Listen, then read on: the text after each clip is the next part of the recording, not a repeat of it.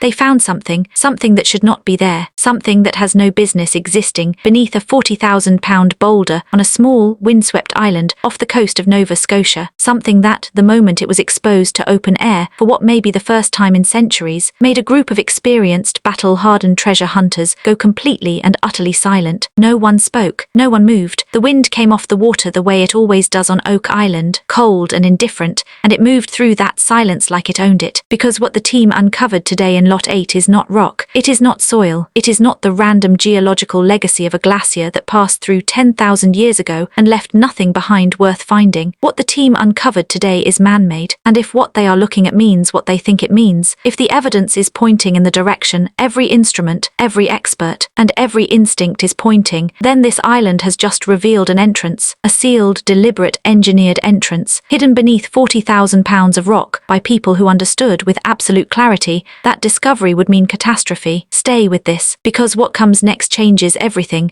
Welcome back, everyone. Drop a comment and let me know where you are watching from. This community spans the whole world, and that never gets old. And tonight that community, spread across every time zone, every continent, every corner of this earth, is about to witness something that nobody in Nova Scotia ever saw coming, because what the team just pulled out of Lot 8 is not what anyone expected. Not the geologists, not the historians, not the treasure hunters who have spent their careers theorizing about this island for decades, and certainly not Rick and Marty Lagina, who have given years of their lives and pieces of themselves they will never get back to this search. So before the team takes another step forward, before another shovel turns another inch of this ancient and stubborn earth, the question has to be asked: what does it mean when the island itself appears to have been designed to keep something hidden? What does it mean when the geology is not geology at all, but engineering? What does it mean when the closer you get to the truth, the more deliberately, the more expensively, the more desperately that truth appears to have been buried? It means someone was afraid, and fear of that magnitude, fear that moves 40,000 pounds of rock, does not come from nothing. For perspective, because perspective is everything here, consider what 40,000 pounds actually means in the physical world. A fully loaded school bus weighs approximately 15,000 pounds. The boulder that sat over this feature in Lot 8 outweighed nearly 3 of them stacked on top of one another. It was not a rock that arrived there by accident. It was not a geological deposit left by some ancient force of nature and forgotten over millennia. Its placement, its specific, deliberate, impossibly precise placement over a very specific point in the ground of Lot 8, is the kind of detail that does not happen by chance. Nothing on Oak Island happens by chance. And now the boulder is gone. The crane operators brought in to handle this operation are professionals. These are people who move enormous, dangerous, expensive things for a living. They have seen difficult lifts. They have worked on projects with enormous technical complexity. They described this operation as unlike anything they had ever been part of before, not because of the mechanical challenge, though that was considerable, but because of the atmosphere, because of the weight in the air that had nothing to do with rigging or load limits, because of the silence that fell over the entire site the moment the boulder broke free of the earth it had been holding down for God only knows how long. Every person present felt it. Not one of them could adequately explain it. When a 40,000-pound rock is lifted away from the ground it has covered, what should be beneath it is soil, compacted earth, the ordinary, unremarkable underside of a very large piece of Nova Scotia geology. Water maybe if the water table is close. Roots, broken rock, the random and meaningless debris of deep time. What should not be beneath it, what has no rational business being beneath it, is a feature with edges that are too straight, with geometry that does not exist in nature, with the unmistakable, undeniable signature of human hands, working with human tools, toward a human purpose. So why, in the name of everything rational, everything geological, everything that this island is supposed to be, is the team staring at exactly that? The word that moves through the fellowship in a low and urgent current is man-made, not unusual, not anomalous, not worth flagging for further investigation. Man-made, one word, 2 syllables, and the weight it carries in that moment, on that island, standing over that exposed feature with the crane still warm behind them, that weight is almost physical. The feature beneath the boulder does not have the characteristics of natural formation. The angles hold, the edges are consistent. This is not erosion. This is not a seam in the bedrock that happens to look deliberate from a certain angle in a certain light. This is evidence, hard, cold, present tense, impossible to dismiss evidence, that someone came to this exact point on Oak Island at some point in the past. The deep past, the silent past, the past that left no clear record, and built something, and then hid it, and then placed 40,000 pounds of rock on top of it and walked away. What appears to be hidden beneath this man-made feature is a shaft, or the entrance to a tunnel, an access point, a door essentially, sealed from above, leading down into whatever network of underground construction the team has spent season after season trying to understand, trying to reach, trying to prove was real and not just legend. The implications do not arrive slowly. They land all at once, the way a crane load lands when a cable snaps, sudden and total, and impossible to walk back from. If this is a real entrance, deliberately constructed, deliberately sealed, deliberately buried under the most effective natural lock the builders could find, then everything the Fellowship has ever argued about the sophistication of whoever built this place is not theory anymore.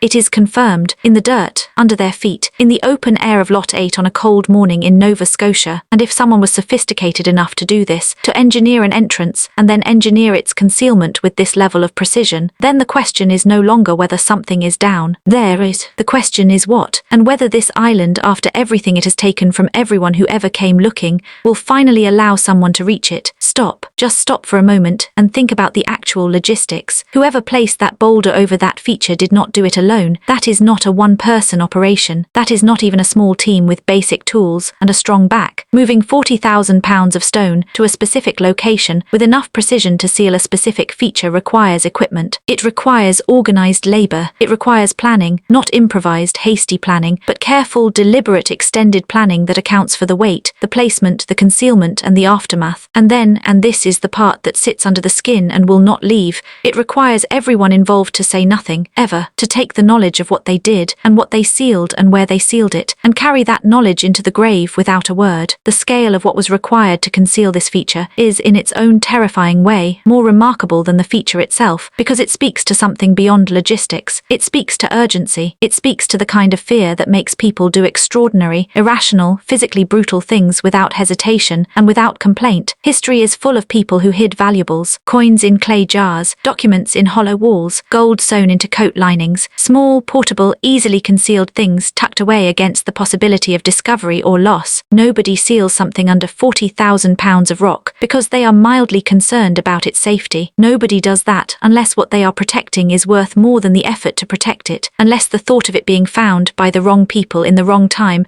under the wrong circumstances, is genuinely unbearable. The team knows this. They have understood it intellectually for years, but there is a vast difference between knowing something as a theory and standing over the physical proof of it with your boots in the mud of Lot 8 and the boulder displaced behind you. The question that nobody is saying out loud, the one that hangs over the site like the low clouds over the water, is not what was hidden here. It is what the people who hid it were so desperately afraid of. It would not be Oak Island if the revelation came cleanly. It never has. Not once in over 2 centuries of searching has this island given up anything without demanding something in return. And even now, with the boulder gone and the feature exposed, and every instrument the team has confirming that something real and significant waits below, the island is already complicating the picture. Water is a concern. The stability of the exposed feature is a concern. The very act of opening something that has been sealed for this long introduces risk, the risk of damaging, collapsing, or contaminating the very thing that has been sought for so long. The Fellowship moves carefully, deliberately, with the hard-won patience of people who have learned at serious cost what impatience costs on this island. Every angle of the feature is documented before anyone touches it. Every measurement is recorded. Every observation is logged. The team has seen what happens when urgency overrides caution on Oak Island, and they will not allow it to happen here. Not after everything that was required to reach this moment. Not with whatever is waiting just a few feet below the surface. The island gave them something real today, something that cannot be explained away, rationalized, or filed under geological coincidence. But Oak Island has always given just enough to keep the search alive, and it has always extracted a price for every inch of progress. The dread that settles over Lot 8 now is not the dread of failure, it is the dread of getting close. The records are incomplete. They are always incomplete when it comes to this island. The documentary trail goes cold at the worst possible moments, in the worst possible places,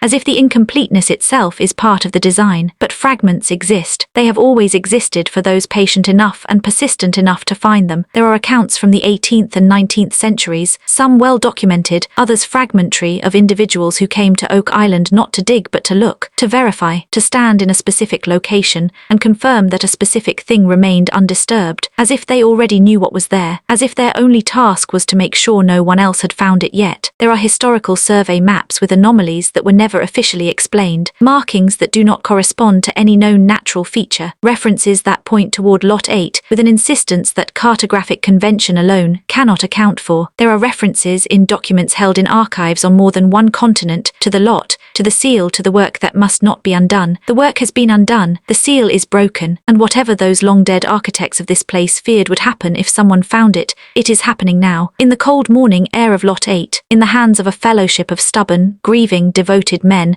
who looked at every reason to stop and decided it was not enough. History said this secret was worth burying. The team is about to find out whether history had any idea what it was talking about. The crane is still now, the chains lie slack in the grass, the boulder sits to one side, 40,000 pounds of stone that held its post for longer than any living thing on this island, longer than any nation currently drawing maps of this part of the world. It is indifferent now, its work is done. Whatever orders it was following, whatever purpose it was serving, it has been relieved of that duty, and it does not care. In the earth of Lot 8, the man-made feature is open. It does not announce itself, it does not offer a greeting or an explanation or an apology for the centuries it spent in the dark. It simply exists, as it has always existed, waiting for exactly this moment, with the patience of something that had no reason to believe the moment would not eventually come. The Fellowship of Oak Island stands at the edge of it and looks down. Whatever is below will be found. It will be documented and dated and argued over and studied by people who were not there for the moment the boulder lifted and the silence fell. It will be written about and broadcast and debated in terms that make it sound manageable, understandable, settled. But right now it is none of those things. Right now it is just the wind off the water